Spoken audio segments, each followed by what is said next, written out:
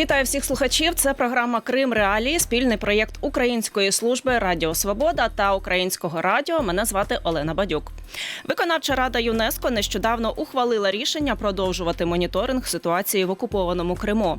Про це повідомило Міністерство закордонних справ України.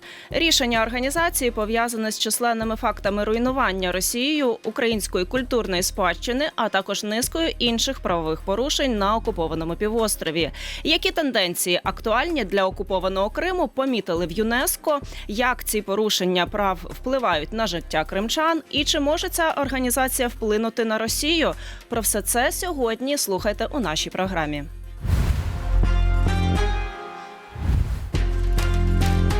Тема дня.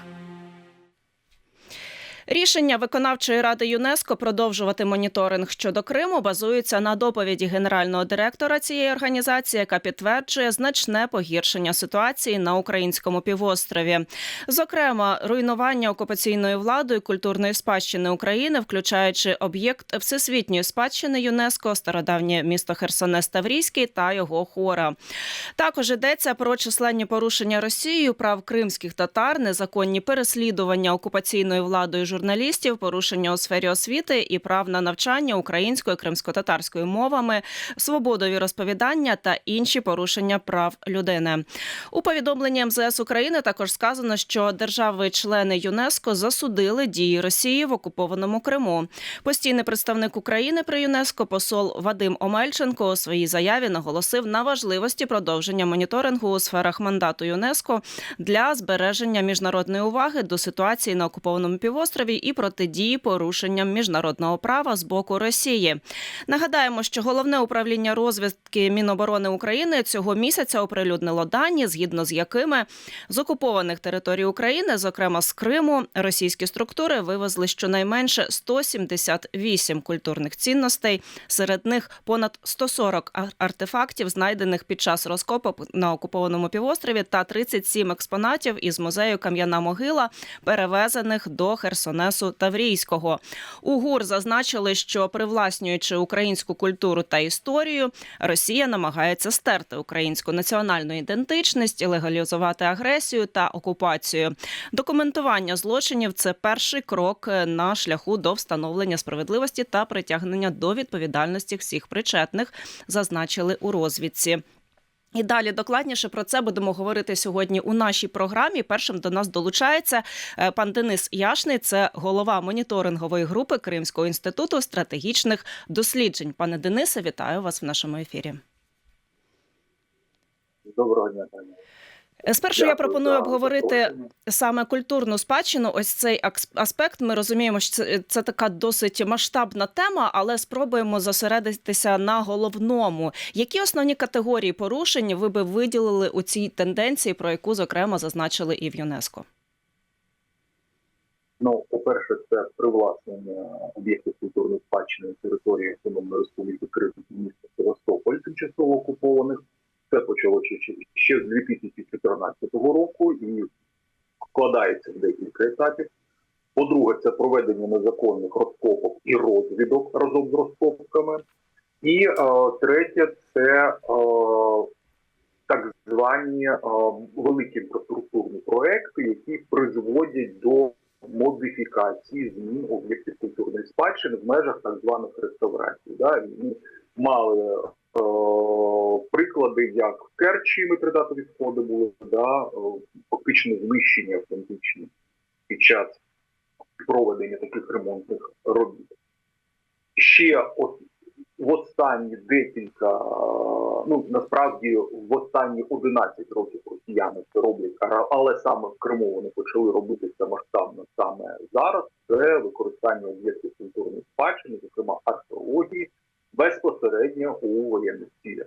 Розташування військових підрозділів, розташування пунктів дислокації, як це було в 2014 році на фортеці Арабат або на території фортеці Оркапу. Зараз росіяни фактично весь західний берег Криму перетворили в таку окопи, які в тому числі проходять і по пам'ятках. Так, 4 таких основних групи, але остання – це група, яка для Криму група порушень, яка для Криму стала найбільш актуальною саме після 2014 2022 року.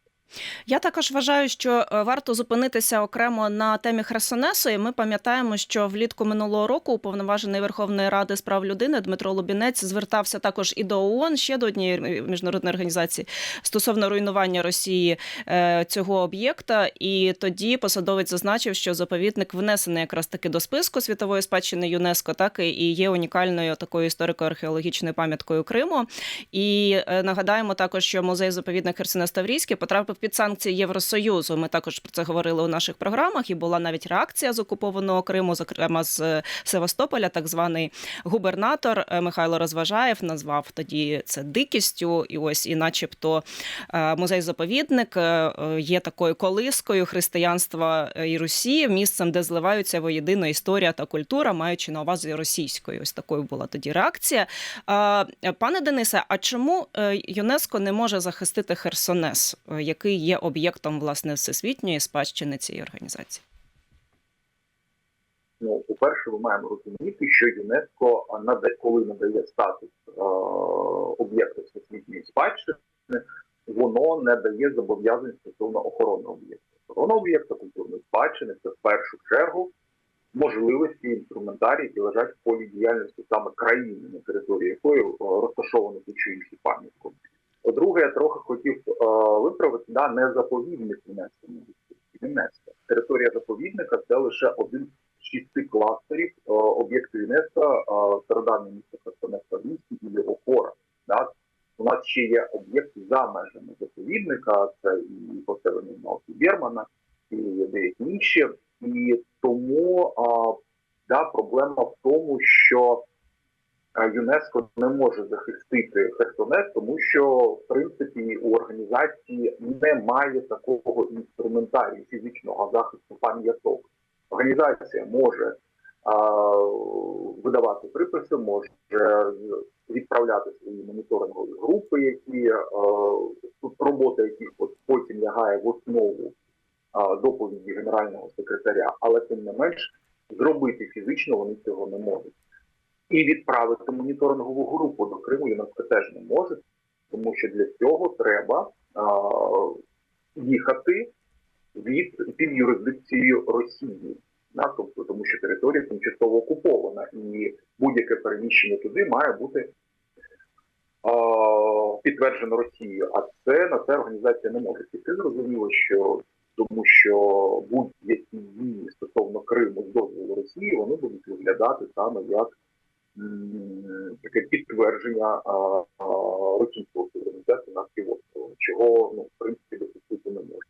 Чи можна діяти в іншому полі, наприклад, як деякі з колег закликали виключити з Росії з ЮНЕСКО, то в організації теж немає таких можливостей, тому що країна може вийти з ЮНЕСКо лише саме своїм рішенням. Виключити її звідти на сьогодні за документом ЮНЕСКО неможливо.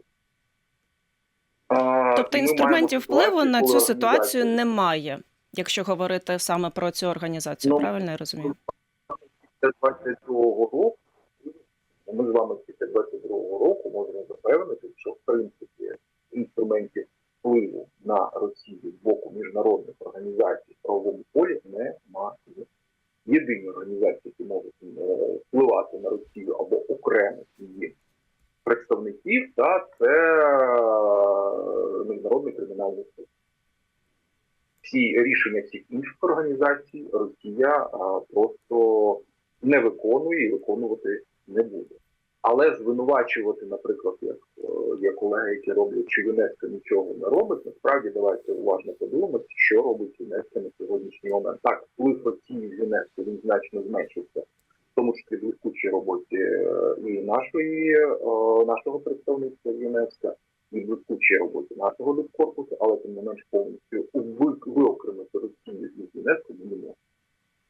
Тобто це можна таки зробити висновок, що ось ці всі доповіді, ось ці всі новини, які так чи інакше дотичні до цієї організації, це підтримка така України на міжнародній арені, тобто ще як такий спосіб привернення уваги до того, що це відбувається, і спосіб інформування. Правильно я зрозуміла?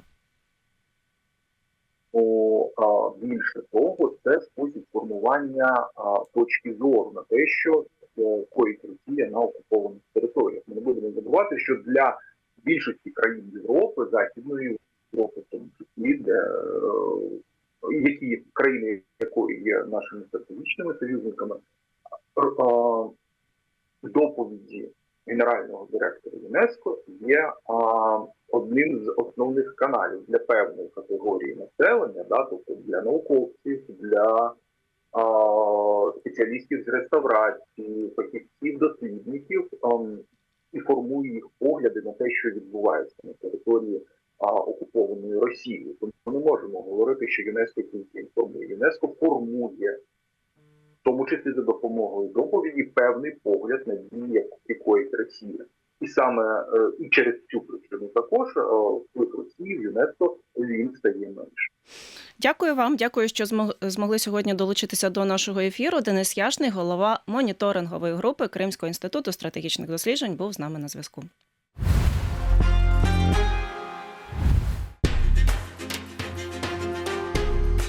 Ви слухаєте Крим Реалії.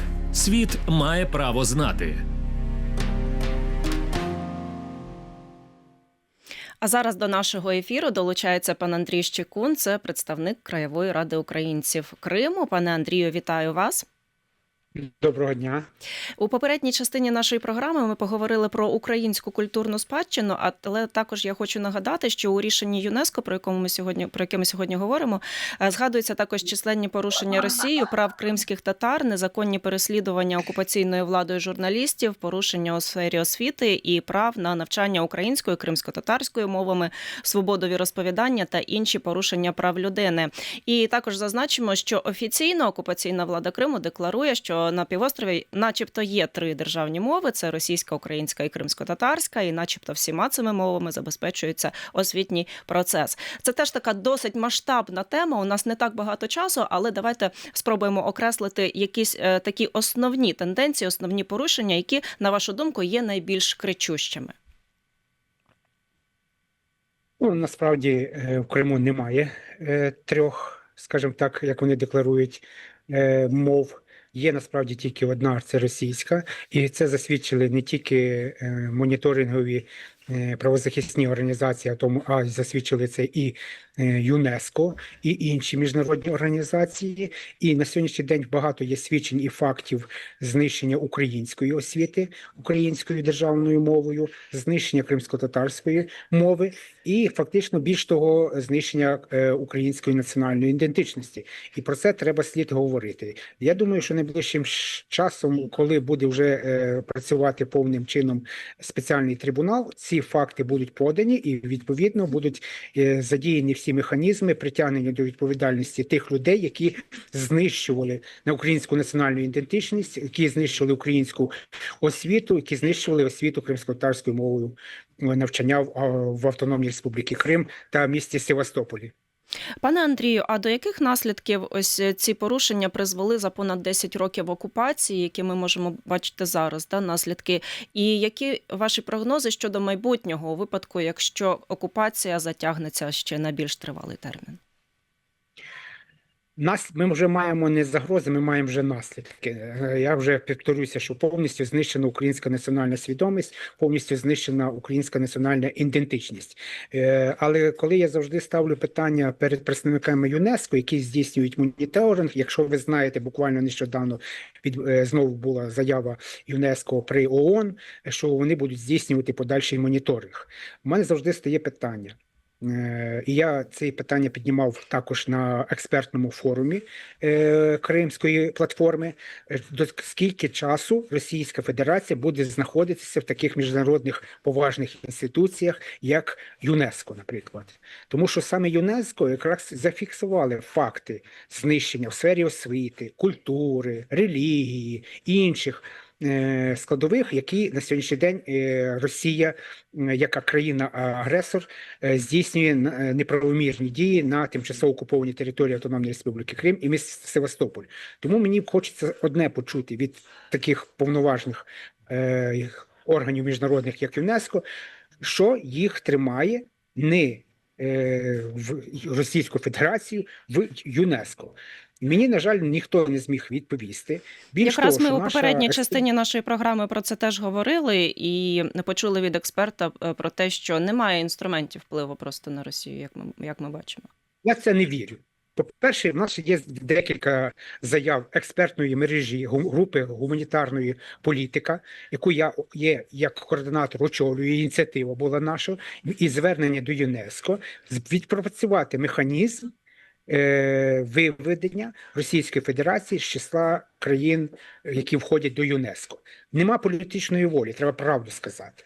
Механізми завжди знайдуться. Вибачте мене, якщо сьогодні США навіть вийшли з ЮНЕСКО, тобто ви хочете сказати, що ЮНЕСКО не можна, нема механізму? Ну, до тих спікерів, які кажуть, що немає механізму. Механізм є. Просто я скажу так, є, чому, давайте відповідати чесно на питання, чому до сих пор Російська Федерація там існує. Тому що гроші російські фінансують дуже велику частину бюджету ЮНЕСКО. І їм це важливо для того, щоб показувати світу, які вони демократичні, які вони нормативно-правові, як вони взаємодіють і так далі. Ну, Так. ЮНЕСКО Трошки ми сама про це собі- вже поговорили з вами, пане Андрію. Ще таке запитання. Ось Центр національного спротиву теж прокоментував ось це рішення ЮНЕСКО щодо подальшого моніторингу і написав ось у такий спосіб, що світ насправді бачить, що Росія знищує Крим.